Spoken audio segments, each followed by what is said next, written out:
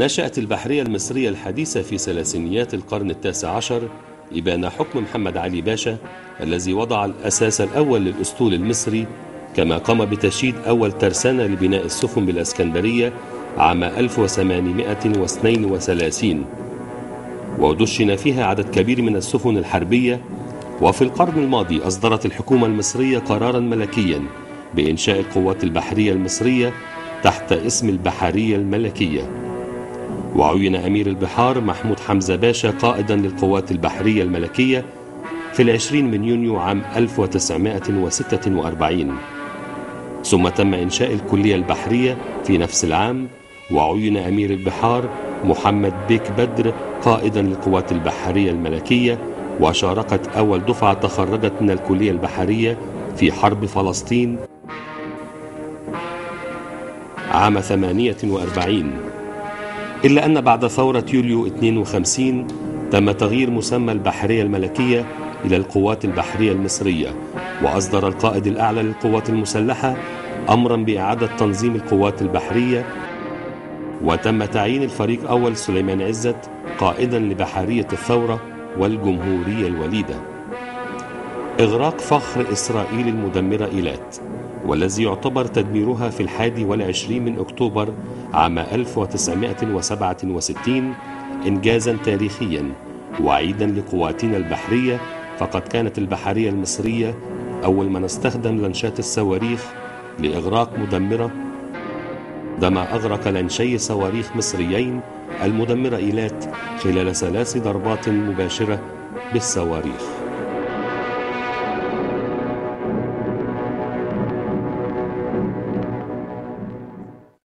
أعزائي المشاهدين، للبحرية المصرية تاريخ مجيد من البطولات سطرتها خلال بعض بطولات القوات المسلحة. النهارده من خلال الاحتفال بعيد القوات البحرية معنا الفريق مهاب مميش قائد القوات البحرية. كل سنة وسعادتك طيب يا فندم. وانت بالصحة والسلامة، ومصر طيبة، وشعب مصر العظيم طيب، وشعب اسكندرية العظيم طيب بإذن الله تعالى. سيادة الفريق، دايما بنسأل أول سؤالنا عن اختيار القوات البحرية 21 أكتوبر عيدا لها.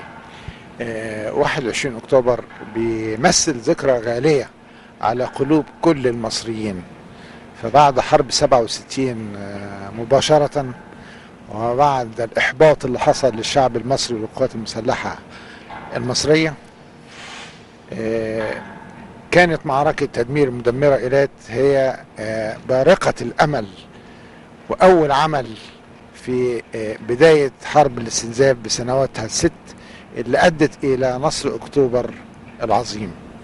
في الوقت ده كانت البحرية الإسرائيلية تمتلك أكبر قطع بحرية فيها كانت المدمرة إيلات، وكان من غطرسة البحرية الإسرائيلية ومن فرط الثقة كانت بتستخدم طلبة الكلية البحرية وفي رحلات تدريبية وتخترق المياه الإقليمية المصرية عشان تبعت رسالة لهم إن مصر ماتت ولن تقوم لها قائمة، ومصر بقت مباحة. تم رصد تحركات هذه المدمرة بمعرفة القوات البحرية المصرية، وعرض الموقف على القيادة السياسية العسكرية في ذلك الوقت لاتخاذ قرار بتدمير هذه المدمرة إذا اخترقت المياه الإقليمية. وفعلا صدرت الأوامر لقائد قاعدة بورسعيد البحرية، الذي أصدر الأوامر لقائد سرب لانشات الصواريخ المتمركز في قاعدة بورسعيد البحرية لمتابعة تحركات المدمرة. وبالفعل يوم 21 أكتوبر المدمرة دخلت وعليها طلبة الكلية البحرية واخترقت المياه الإقليمية المصرية. صدرت الأوامر لسرب لانشات بالخروج للبحر لتوجيه ضربة بالصواريخ البحرية سطح لأول مرة في التاريخ البحري الحديث. وبالفعل خرج لانشين صواريخ وخدوا وضع الكمين. ولما ظهرت المدمرة على رادارات اللانشات، لانش الأول اشتبك بالصواريخ مع المدمرة وأصابها إصابة مباشرة، ودي أول مرة في الحرب البحرية الحديثة. ومش عايز أقول لك صرخات الفرح اللي كانت موجودة عند الطاقم. وصدرت الأوامر للانشات بالعودة لميناء، لكن بمتابعة الهدف من رادار القاعدة تبين ان في جزء في الهدف لسه ما غرقش، فتم صدور الامر للانش الثاني بالخروج للبحر وتوجيه ضربة تطوير نجاح احنا بنسميها. وفعلا وجه ضربة تطوير نجاح وقضى على الهدف تماما واغرقوا بمن عليه الى قاع البحر. وبدأت اسرائيل تستغيث وتستنجد وكعادة مصر، مصر الشريفة الطاهرة الشهمة، قامت بانتشار الجثث وتسليمها للجانب الإسرائيلي، وارتفعت الروح المعنوية للشعب المصري والقوات المسلحة المصرية، وبدأت عودة الثقة وعودة الروح للقوات المسلحة المصرية منذ هذا الحدث. عشان كده احنا اخترناه يوم القوات البحرية.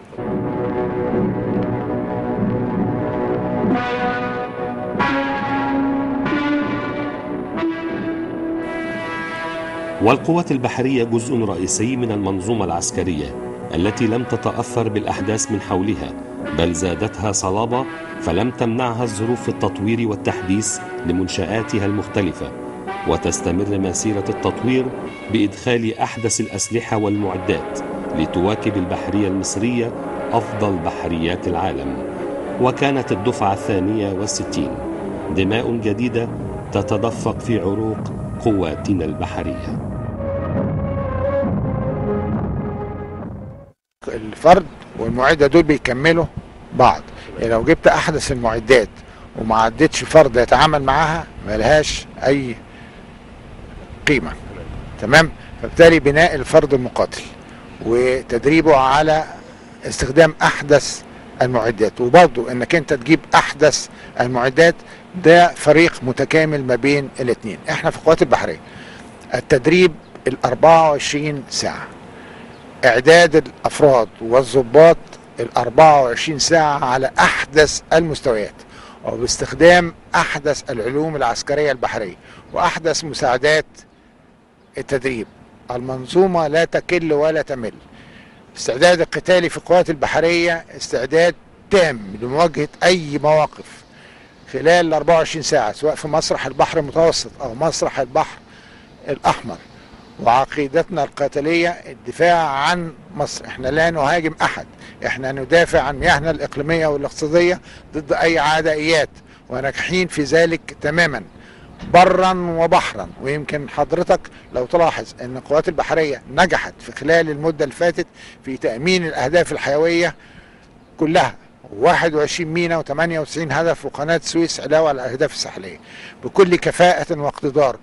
لأن احنا عندنا رجال أشداء أقوياء على علم، على خلق، على وطنية، وبيحموا شعبهم. شعب مصري عظيم، وشعب يعني له تاريخ، وتاريخ في المجال البحري.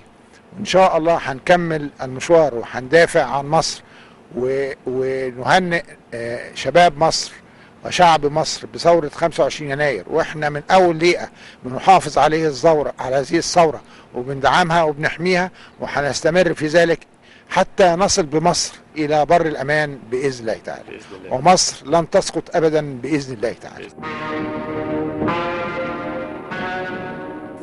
وفي أثناء ثورة 25 من يناير قامت القوات البحرية بدور تاريخي في الحفاظ على مكتسبات الثورة وحفظ الأمن والاستقرار. خلال هذه اللحظة الفارقة من تاريخ الوطن ومنذ اندلاع الثورة والانفلات الأمني، حاولت مجموعات من الخارجين عن القانون مهاجمة الوحدات العسكرية وسرقة الأسلحة والذخائر. وقامت القوات البحرية المصرية بتأمين المنشآت العسكرية البحرية لصد الخارجين عن القانون ومنع إشاعة الفوضى داخل البلاد. وكعادتها دائما تعمل القوات البحرية على خدمة وسلامة أبناء الوطن.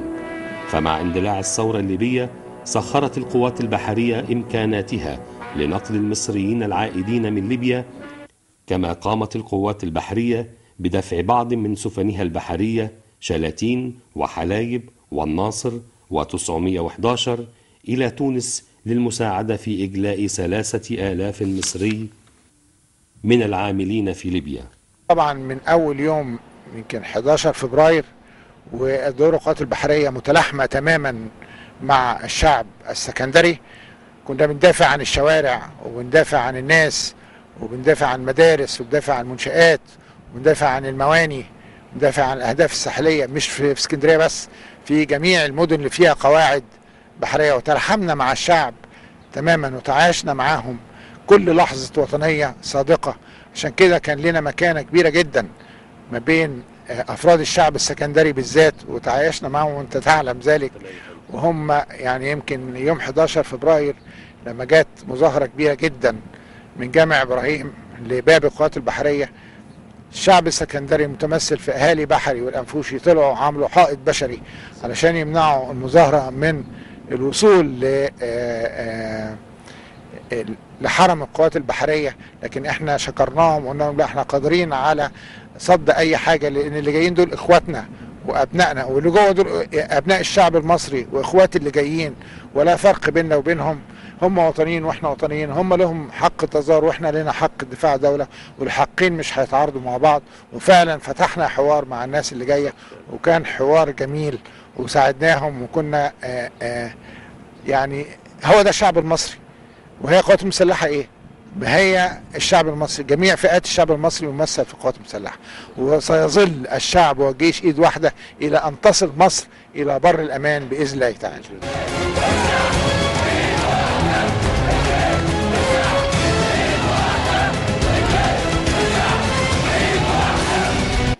للبحرية المصرية تاريخ مجيد سطرها رجال القوات البحرية في كافة الحروب التي خاضتها مصر، واليوم نحتفل بعيد القوات البحرية، والذي يوافق 21 أكتوبر يوم أن قامت القوات البحرية المصرية بتدمير أكبر الوحدات البحرية الإسرائيلية المدمرة إيلات.